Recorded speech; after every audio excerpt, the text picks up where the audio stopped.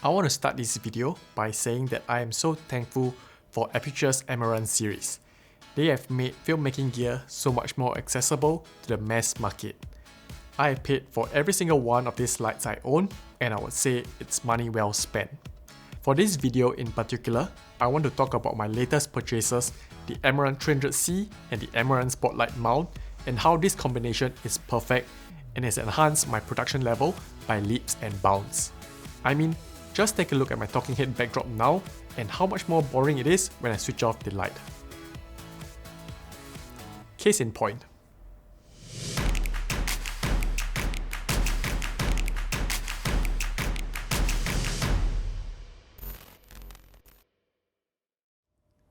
Hey guys, what's up? My name is Bernard and welcome to the channel. In today's video, I'm reviewing some of Aputure's latest products and sharing with you what I like and dislike about them. Disclaimer, I bought these lights with my own money and I'm making this video because I like these lights so much and I want to share this info with you. Even if they did send me these products, as always, you can count on my reviews to be unbiased. Without further ado, let's get into it. Firstly, I want to share my main reason over buying the Amaran series over the Lightstorm series. You might think it is because of the price, but it is not actually. The main reason I went for the Amaran is because it is significantly lighter.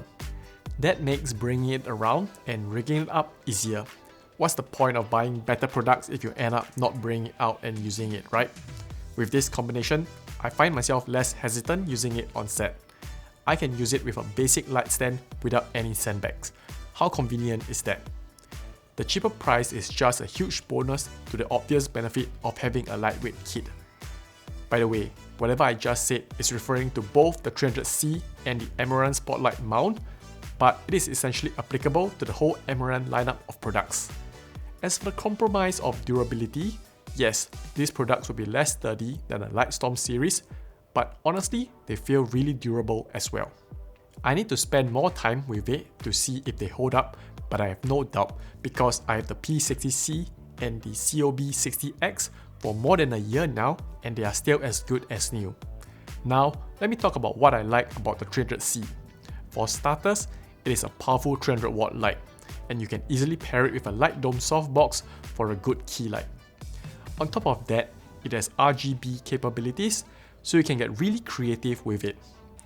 Another huge benefit is that it has Sidus Link. I love that most of the lights in my kit are from Aputure and I can control them all from one app easily. I've used apps from other brands to control the lights and I can tell you that nothing comes close to the reliability of Sidus Link. Nothing.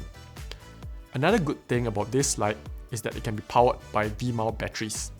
You can buy the optional Aputure 2-bay power station so you can run it at full power with 2 V-mount batteries. Some may complain that it is not included, but to me, it is a benefit as you can decide whether you need it or not. For other clothes that include everything, it is usually factored into the price. So are you really getting a good deal that way? With it being optional, you don't have to buy it if you won't use it, or you can add it later as you slowly upgrade your kit. On top of that, the battery bay can be used to power other lights like their flex lights and other Amaran Corp lights. Talk about versatility. Apart from that, as I mentioned earlier, this light is cheap and lightweight, so it really makes it a no-brainer to add it to your kit. Now, let's talk about the cons, and yes, there are a few. The biggest con to me is the lack of a control box that is separate from the Corp light itself. Yes, this light has knobs to adjust your settings, but they are situated on the light itself. You might find it a little challenging when your light is positioned high up and you want to tweak your settings.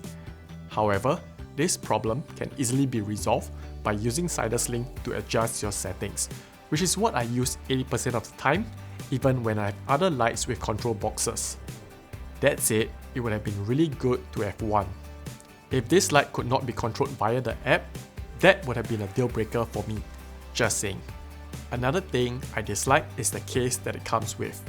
I wish there was an option to pay more to upgrade to a better bag like the ones that the Lightstorms come in. Or that it was cheaper and came in disposable boxes and I can use the money I save to buy a think tank or a Nanook case. That said, the boxes it comes with are not unusable, and I'm currently using it to transport the light as I don't see an immediate need to spend unnecessary money to buy another bag. Here is something that I want to mention, but it is not so much a con, but more of a fact that you need to be aware of. As I pointed out earlier, this is a bright light. However, the difference in light output differs significantly in CCT mode and RGB mode. This is perfectly understandable, and although a pain at times, not a deal breaker to me. Honestly, that's pretty much it for the cons. Like I said, it's an amazing light considering what it costs and what it offers. You might think I would list durability as a con, but it feels great and I don't foresee it being a problem.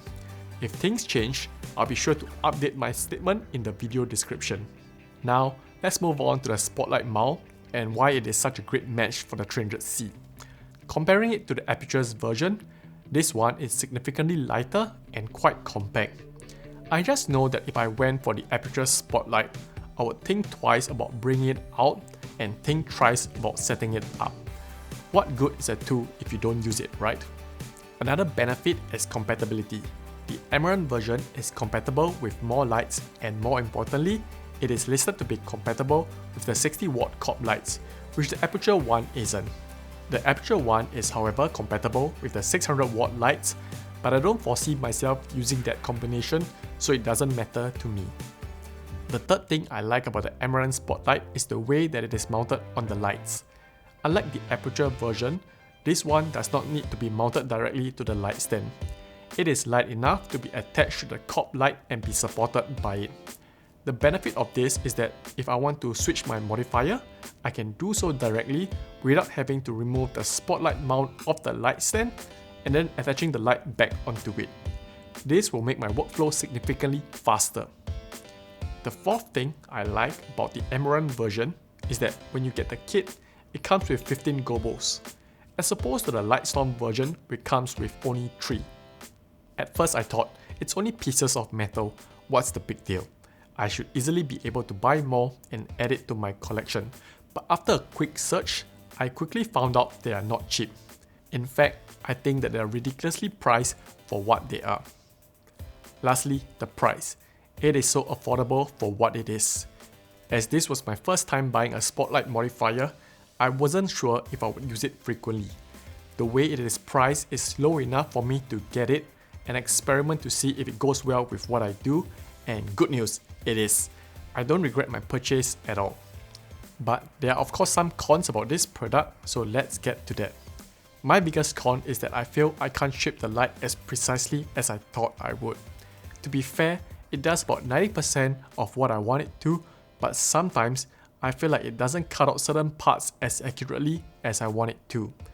I am not sure if this is a Spotlight modifier thing in general, or if it is because it is an Amaran product and it is cheaper, thus the compromise in function. That said, it doesn't really affect what I try to achieve too much, and I believe that it could be resolved by getting that optional iris attachment, so it is not a deal breaker. If anyone knows if this is a thing among Spotlight modifiers, please let me know. The next con is that the gobos can't be rotated when inserted. You have to take it out and manually rotate it, which is tedious and sometimes dangerous as the gobo heats up pretty quickly. Not a big deal, but just annoying. Anyways, that's the pros and cons of both the 300C and the Amaran Spotlight mount. Individually, they are good. Together, they are great. The reason I say this is because the shapes you can create with the modifier and the RGB capabilities of the 300C, you can get really creative with your light. Combined with how lightweight this setup is and how powerful the output is, you will be able to use it in so many situations. I think that a video of how to use this combination deserves another video on its own, so let me know down in the comments section if this is something you want to see. I hope you guys enjoyed this video and found it useful. Don't forget to like and subscribe if you did. That's pretty much it for today. It's a wrap!